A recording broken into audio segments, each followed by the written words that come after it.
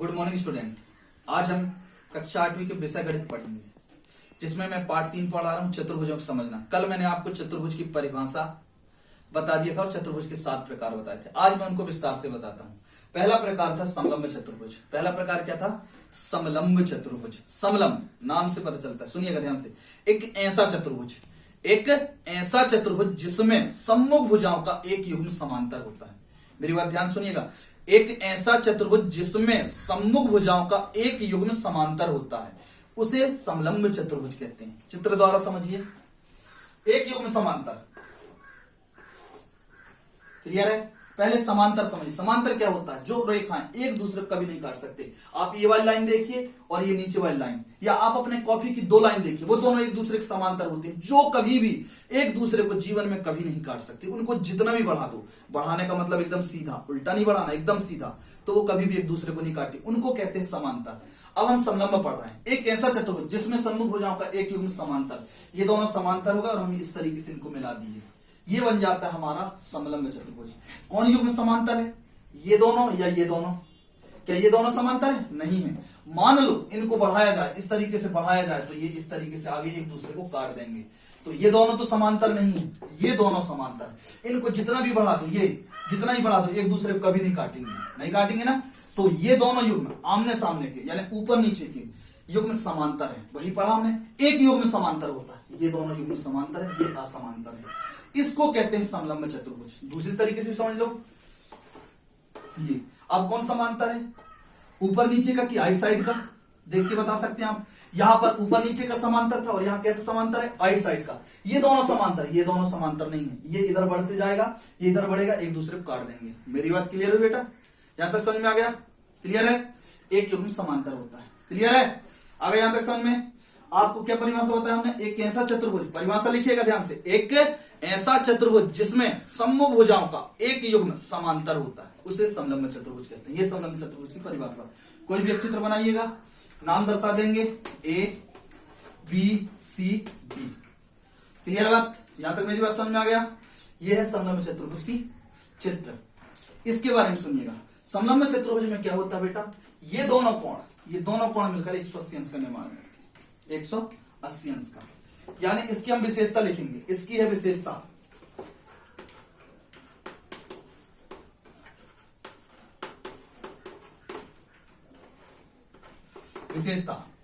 सभी चतुर्भुजों की विशेषता लिखना। सबसे पहले इसकी विशेषता है सम्मुख भुजाओं का एक युग्म समांतर रहता है। पहला विशेषता क्या है? पहला लिखना यहां पर, पहला डालकर, सम्मुख भुजाओं का एक युग्म समांतर होता है। ठीक है? दूसरा लिखिएगा आसन्न कोणों का योग। ये दोनों कोणों का योग, यहां से आसन्न कोणों की एक साइड का योग। दूसरा लिखिए आसन्न कोणों की एक साइड का योग 180 अंश होता है। इसके 2 गुण। क्लियर है? यहां तक समझ में आ गया? ये मैंने आपको समलंब चतुर्भुज पढ़ाया। इसके बाद दूसरा देखिएगा। दूसरा क्या बताया था? दूसरा था हमारा समांतर चतुर्भुज। दूसरा था हमारा क्या चीज? समांतर चतुर्भुज।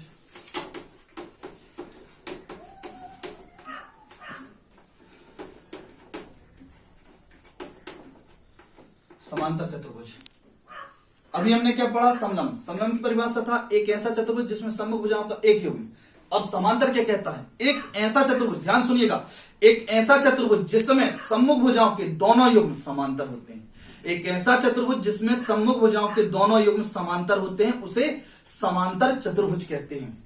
समांतर चतुर्भुज, दोनों युग्म समांतर। जैसे ये बना दिए, ये एक दूसरे के समांतर और ये भी एक दूसरे के समांतर। ना ये दोनों रेखा एक दूसरे को काटेंगे, ना ये दोनों रेखा एक दूसरे को काटेंगे।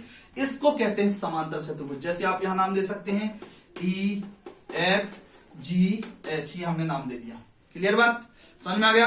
आप देखिए ध्यान से, पुनः एक बार परिभाषा सुनिएगा और लिखिएगा। समांतर चतुर्भुज, एक ऐसा चतुर्भुज जिसमें सम्मुख भुजाओं के दोनों युग्म मतलब ये दोनों और ये दोनों, ये और ये दोनों युग्म समांतर होते हैं। एक बार और पुनः, एक ऐसा चतुर्भुज जिसमें सम्मुख भुजाओं के दोनों युग्म समांतर होते हैं, उसे समांतर चतुर्भुज कहते हैं। क्लियर बात मेरी? यहां तक समझ में आ गया? इसकी विशेषता सुनिएगा। पहली विशेषता क्या है? पहली विशेषता तो आप जानते थे, सम्मुख भुजाएं क्या होती हैं? समांतर। पहला लिखना, सम्मुख भुजाएं समांतर होती हैं। क्या लिखेंगे? सम्मुख भुजाएं समांतर होती हैं। दूसरा, सम्मुख भुजाएं बराबर होती हैं। दूसरा होगा सम्मुख भुजाएं बराबर होती हैं। पहला, सम्मुख भुजाएं समांतर होती हैं। दूसरा, सम्मुख भुजाएं बराबर होती हैं। तीसरा लिखना, सम्मुख कोण बराबर होते हैं। तीसरा, सम्मुख कोण बराबर होते हैं। क्लियर? 3 पुनः सुन लो। पहला, सम्मुख भुजाएं समांतर होती हैं, सम्मुख भुजाएं बराबर होती हैं, सम्मुख कोण बराबर होते हैं। और चौथा पॉइंट है, यदि चौथा पॉइंट ये है, विकर्ण एक दूसरे को समद्विभाजित करते हैं। चौथा, विकर्ण क्या होता है? ये होता है, विकर्ण एक दूसरे को समद्विभाजित करते हैं। यहां से ये विकर्ण जहां से कटा तो यहां से इसकी दूरी और यहां से इसकी दूरी, यानी ओ हो गया, ओ से ई की दूरी और ओ से जी की दूरी बराबर होती है। मैं आपको विशेषता पुनः समझाता हूं। पहली विशेषता हमने लिखा, सम्मुख भुजाएं समांतर होती हैं। ये दोनों एक दूसरे के समांतर और ये दोनों एक दूसरे के समांतर, ये पहला विशेषता। दूसरा, सम्मुख भुजाएं बराबर होती है। जितना सेंटीमीटर, यदि ये 8 सेंटीमीटर है तो ये भी 8 सेंटीमीटर होगा, यदि ये 4 सेंटीमीटर तो ये भी 4 सेंटीमीटर, यानी सम्मुख भुजाएं बराबर होती हैं। तीसरा मैंने क्या बोला? सम्मुख कोण बराबर होती है, यानी यदि ये 40 अंश का निर्माण करेगा तो ये भी 40 अंश का। आमने सामने कोण बराबर होते हैं, इसका मतलब यानी सम्मुख कोण बराबर। यदि ये 40 अंश का निर्माण किया तो ये भी 40 अंश का निर्माण करेगा, यदि ये 140 अंश का निर्माण किया तो ये भी 140 अंश का निर्माण करेगा। क्लियर बात? चौथा मैंने क्या बोला? विकर्ण एक दूसरे को समद्विभाजित करती हैं।